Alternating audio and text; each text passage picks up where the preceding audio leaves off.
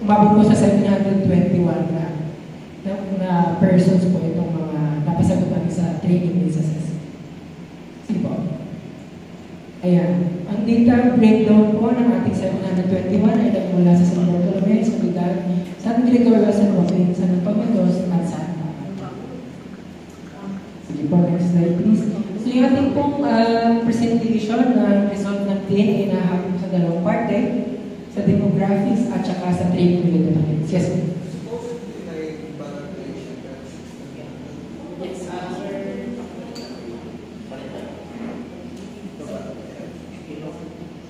Hello?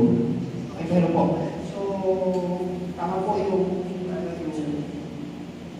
tapo ni Isun nyo. So, hindi dapat na hinagarantay siya. Kaya lang po, nag-speak lang po muna kami dito po sa anim na barangay. So actually, hindi malaki yan. Anim lang siya kasi sinama namin sa San Bartolome kung saan nalilipat na yung mga taga-barangay sa ilan. So para mag-pilot natin doon yung ating mga activities na dahil nasa loob ng set of the site para talagang makita natin yung success stories na meron na tayong mga nalilipat na natulungan natin, nabigyan natin na mga livelihood programs and activities natin na nakailalim po doon sa ating proyekto at target natin po this year.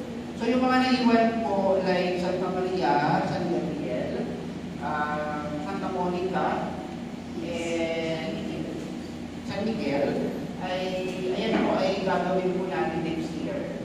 Yung mga naiwan yung barangay. So wala naman pong maiiwan sa PCUP, lahat naman po tayo dito ay kasama natin. Magkakaroon po tayo na pagkakataon na mga pagsanay, mga pagkakataon na ngayon po ay nakadawag sa atin. So, kaya ito po na yung tinarget din namin kasi yung buwan po na nakalaan na lang po talaga sa atin ngayon ay October hanggang November na lang. Tapos, kailangan namin makikiter hanggang Salpaca, hanggang Pagbilao. So, para hindi na kumakayanin talaga ng oras natin na yung 1,099 ay makuha namin lahat. Pero babalikan po natin yan sa mga susunod pong taon. Okay, sir. Siguro add lang din, sir, na yung ating pong 3,200 last na target po for our Red Skills training for this year is just a pilot pa naman.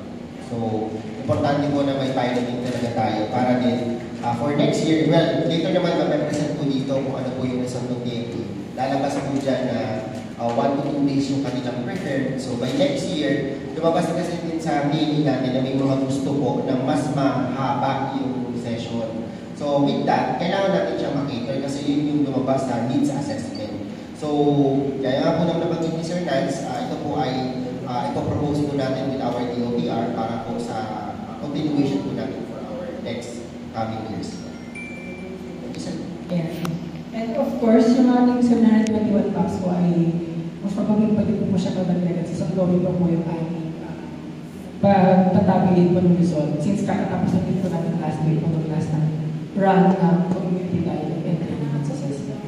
Pasimula po tayo sa demographics, ano nga ba yung napapanood doon sa mga ating mga TNA po. No? So with regards sa kanilang mga age po, karamihan po sa ating mga PAC ay napapabilang sa millennial group na may gulang na 31 to 45 years old. Sinundan naman po ito na Generation X na nasa taong gulang na 46 to 60 years old. Yeah. With regards sa kanilang gender, karamihan po na sumunod sa atin ay mula sa mga kalalakihan na mayroong 15.25% na sinundan naman po na female na 45.18%. And meron tayong LGBT na nakuha na 0.87%. With regards sa kanilang civil status, 721 packs po na karamihan sa kanila ay kasal na po na nagmamarka na 62%, sinundan po ng mga single na 18.13%. Ayan. Sige po, next. Para sa kanilang educational attainment, karamihan po sa mga sumagot na ating mga PAG ay high school or senior high school graduate po. Sinundan naman po ito na nakagraduate po ng elementary. For their occupation po, karamihan po, o sa 721 na PACS po, 54% po doon ay unemployed, o wala pong trabaho. Sinundan na meron mga maliit na business po na umabot sa 15.61%. Next, sir. Yan. Punta po tayo sa kanilang training-related results. Next po. Sa kanilang level of interest na mga courses po, ito po yung mga courses po na aming ibinigay. At ito po yung kanilang sagot. Ang level of interest na muna po yung Cookery NC2 na hot meals na meron pong 41% na sinundan po ng housekeeping na may NC2 rin po ito. Para sa kanilang preferred training course, may dalawa pong namumuna at inline pa rin naman po doon sa kanilang interest, Cookery rin sa hot meals and yung housekeeping din po. Yung kanilang preferred courses na i-take doon sa kanilang community. Next slide. Yan, ano naman yung preferred day nila kung gano'ng kahaba, no? Yung ikakagdag na activity. So, karamihan po sa mga sumagot, 1 to 2 days po yung kanilang preferred na araw sa pagtatagaw ng training natin. May sunod na lang po ng 1 week. Ito yung may mga kagustuhan na magkaroon ng comprehensive na training naman po. And yun, may 2 weeks tayo na 11.8%. Ito po. Yan, preferred modality, paano natin gagawin yung training? Karamihan po sa sumagot, gusto nilang modality o yung kaparaanan kung paano gagawin yung training ay face-to-face po. Yan, tinanong din natin sila, ano yung nakikita nila mga challenges po kapag sila ay gagawin na ng training.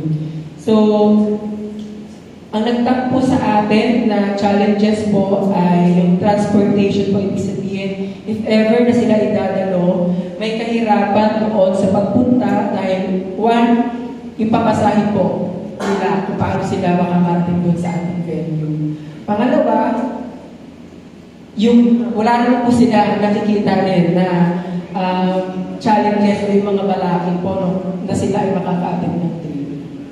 Yeah, ganun po nakikita rin na meron yung naitala na doon sa child care and elderly na nakikita rin po natin factor po na wala po mag-aalaga doon sa mga bata po na may iwan doon sa mga kanilang mga nanay, yung mga tatay po na may iwan doon na sa kanilang mga tahanan. So naitala rin po natin na isa siyang factor doon sa pag-apit nila sa training. Ayan.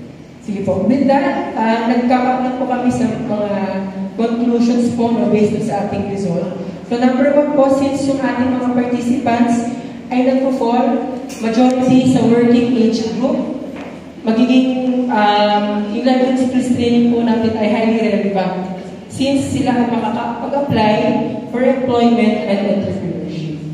Pangalawa, since karamihan din po sa ating mga respondents ay lalaki, na mayroon din na itala ng babae at membro ng LGBTQ. Yung training po natin ay nagiging beneficial po as it promotes inclusivity and provides equal opportunities po para sa lahat. So wala po tayong pinipiling gender, lahat po ay kinikater po natin. No?